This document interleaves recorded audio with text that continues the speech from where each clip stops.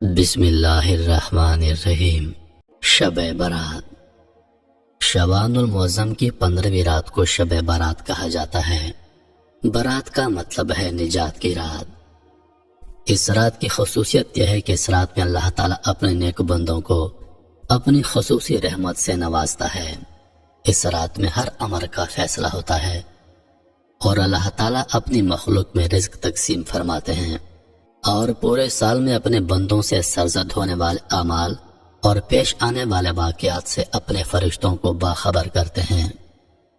حضرت ابو بکر صدیق رضی اللہ تعالی عنہ سے روایت ہے، وہ فرماتے ہیں کہ رسول اللہ صلی اللہ علیہ وآلہ وسلم نے فرمایا، اٹھو شعبان کی 15ویں رات کو اس لیے کہ بالیقین یہ رات مبارک رات ہے۔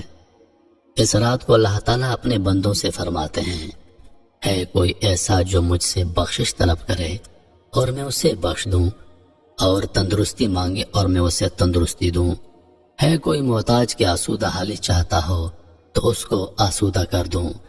چنانچہ صبح تک اللہ تعالیٰ یہی ارشاد فرماتے ہیں حتیٰ کہ فجر ہو جاتی ہے۔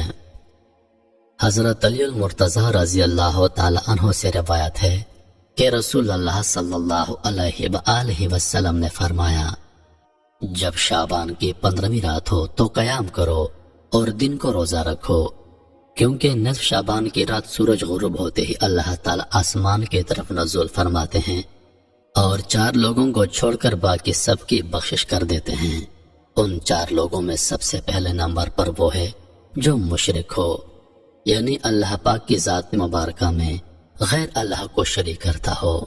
دوسرا وہ جو اپنے دلوں میں دوسروں کے لیے کینہ رکھتا ہو۔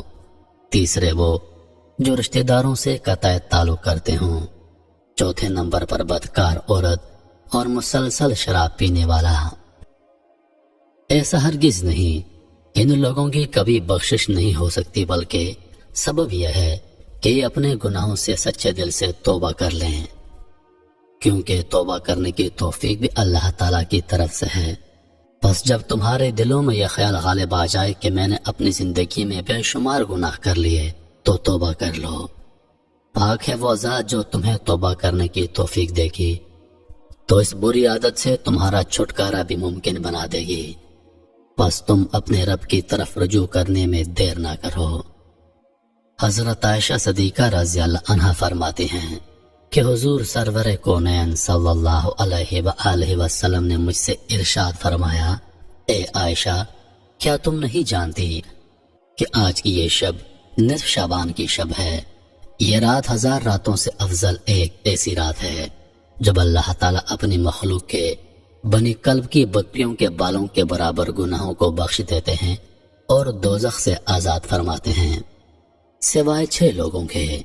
پہلا شراب کا عادی، دوسرا والدین کا نافرمان، تیسرا زنا کرنے والا، چوتھا قطع تعلق کرنے والا، پانچواں فتنہ باز اور چھٹا چغل خور۔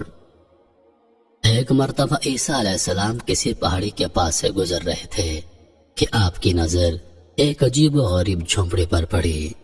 آپ رک کر حیرت سے اسے دیکھنے لگے۔ عین اس موقع پر اللہ تعالیٰ نے وحی نازل فرمائی اور ارشاد فرمایا، اے عیسیٰ، کیا میں اس سے زیادہ عجیب چیز تم پر ظاہر نہ کر دوں؟ عرض کیا، جی ہاں ضرور۔ چنانچہ اس جھونپڑی میں سے ایک بزرگ ہاتھ میں عصا لیے باہر آئے۔ حضرت عیسیٰ علیہ السلام نے اس بزرگ سے پوچھا، آپ کتنے عرصے سے اس جھونپڑی میں عبادت کر رہے ہیں؟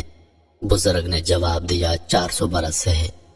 یہ سن کر عیسیٰ علیہ السلام نے بارگاہ الہی میں عرض کی، اے اللہ، تیرے اس معجزے کو دیکھنے کے بعد میرا یہ گمان ہے کہ اس بندے سے زیادہ عبادت گزار بندہ اور کوئی نہیں۔ اللہ تعالیٰ نے ارشاد فرمایا، اے عیسیٰ، میرے محبوب نبی کی امتی کا شعبان کے مہینے کی آدھی رات کی عبادت میں 2 نوافل نماز ادا کر لینا اس بزرگ کی 400 برس کی عبادت سے افضل ہے۔ حضرت ابو ہریرہ رضی اللہ عنہ فرماتے ہیں کہ حضور اکرم صلی اللہ علیہ وآلہ وسلم نے فرمایا، میرے پاس آدھی شعبان کی رات میں جبریل امین علیہ السلام تشریف لائے اور عرض کرنے لگے، اے اللہ کے رسول، اپنا سر مبارک آسمان کی طرف اٹھائیے۔ میں نے ان سے دریافت کیا ایسا کیوں، اس رات میں ایسا کیا ہے؟ جبریل امین علیہ السلام فرمانے لگے یہ وہ رات ہے جس رات اللہ تعالی رحمت کے 300 دروازے کھول دیتے ہیں اور ہر اس انسان کو بخش دیتے ہیں جس نے اس کے ساتھ کسی کو شریک نہ ٹھہرایا ہو، بشرطے کہ وہ جادوگر نہ ہو، سود خور نہ ہو، زانی نہ ہو، شراب کا عادی نہ ہو۔ ان لوگوں کے اللہ تعالیٰ اس وقت تک بخشش نہیں فرماتے جب تک کہ وہ توبہ نہ کر لیں۔ ماہ شعبان کی 15ویں شب کے بارے میں حضرت صلی اللہ علیہ وآلہ وسلم فرماتے ہیں، اے عائشہ، کیا تم جانتی ہو اس رات میں کیا ہوتا ہے؟ عرض کیا یا رسول اللہ بتلائیے اس میں کیا ہوتا ہے؟ آپ نے فرمایا اس رات کی فضیلت یہ ہے کہ آدم علیہ السلام کی اولاد میں سے جو شخص اس سال پیدا ہوگا اور جو اس سال میں مرے گا اس کا مرنا اور پیدا ہونا لکھا جاتا ہے، اور جو فرشتے ان کاموں پر مقرر ہیں ان کو اس امر کی اطلاع دی جاتی ہے، اور جتنا رزق مخلوق کو اس برس میں ملے گا سب لکھ دیا جاتا ہے۔ اور اس 15ویں رات اللہ تعالیٰ سورج ڈوبتے ہی اس دنیا کے اوپر جو آسمان ہے اس پر تشریف لے آتے ہیں اور ارشاد فرماتے ہیں، اے کوئی جو مجھ سے بخشش کا طلبگار ہو، رزق چاہتا ہو، مصیبت کا مارا ہو، دعا کرے تو میں اس کی مصیبت کو دور کر دوں گا۔ اسی طرح صبح ہونے تک ارشاد فرماتے ہیں، پس بندوں کو چاہیے کہ اس رات خوب عبادت کریں، اپنے گناہوں کی معافی مانگیں اور 15ویں کا روزہ رکھیں۔ اللہ تعالیٰ اس رات میں اپنی مہربانی سے بے شمار بندوں کو بخش دیتا ہے، مگر کافر، مشرک، کینہ رکھنے والا اور قاتل کو نہیں بخشتا۔ حضرت عائشہ صدیقہ رضی اللہ عنہا نے فرمایا، ایک رات میں نے رسول اللہ صلی اللہ علیہ وآلہ وسلم کو بستر پر نہ پایا تو میں پریشان ہو گئی۔ میں آپ کی تلاش میں گھر سے باہر نکلی۔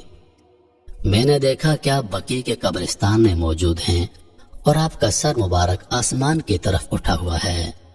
اس رات اللہ تعالیٰ آسمان پر تشریف فرماتے ہیں اور نبی کلب کی بکریوں کے بالوں کے برابر انسانوں کو دوزخ سے آزاد کرتے ہیں۔ پھر فرمایا، کیا تم آج رات مجھے عبادت کی آزادی دیتی ہو؟ میں نے عرض کیا ضرور۔ پھر آپ نے نماز پڑھنا شروع کر دی اور قیام میں تخفیف کی، سورہ فاتحہ اور ایک چھوٹی سی آیت پڑھی، اور پھر آپ سجدے میں چلے گئے۔ پھر آدھی رات تک سجدے میں رہے، پھر کھڑے ہو کر دوسری رکعت پڑھی اور پہلی رکعت کی طرح اس میں بھی قرات فرمائی اور چھوٹی سورت پڑھی، اور پھر آپ سجدے میں چلے گئے۔ یہ سجدہ صبح تک جاری رہا، میں دیکھتی رہی۔ جب آپ کو سجدے میں گئے زیادہ دیر ہو گئی تو مجھے اندیشہ ہو گیا کہ کہیں اللہ تعالیٰ نے اپنے رسول اللہ صلی اللہ علیہ وآلہ وسلم کی روح مبارک کو قبض تو نہیں کر لیا۔ پھر جب میرا انتظار طویل ہو گیا، بہت دیر ہو گئی تو میں آپ کے قریب پہنچی اور میں نے رسول اللہ کے تلووں کو چھوا تو آپ نے حرکت فرمائی، تو میں نے خود سنا آپ سجدے کی حالت میں یہ الفاظ ادا فرما رہے تھے، الہی میں تیرے عذاب، تیری عفو اور بخشش کی پناہ میں آتا ہوں، تیرے قہر سے تیری رضا کی پناہ میں آتا ہوں، تجھ ہی سے پناہ چاہتا ہوں، تیری ذات بزرگ و برتر ہے، میں تیری شایان شان ثنا بیان نہیں کر سکتا، تو آپ ہی اپنی ثنا کر سکتا ہے اور کوئی نہیں کر سکتا۔ صبح کو میں نے عرض کیا کہ آپ سجدے میں ایسے کلمات ادا فرما رہے تھے کہ ویسے کلمات آپ کو ادا کرتے ہوئے میں نے کبھی نہیں سنا۔ حضور نے دریافت فرمایا، کیا تم نے ادا کر لیے؟ میں نے عرض کیا جی ہاں۔ آپ نے فرمایا، خود بھی یاد کرو اور دوسروں کو بھی سکھا دو، کیونکہ جبریل امین علیہ السلام نے سجدے میں مجھے ان کلمات کو ادا کرنے کا حکم دیا تھا۔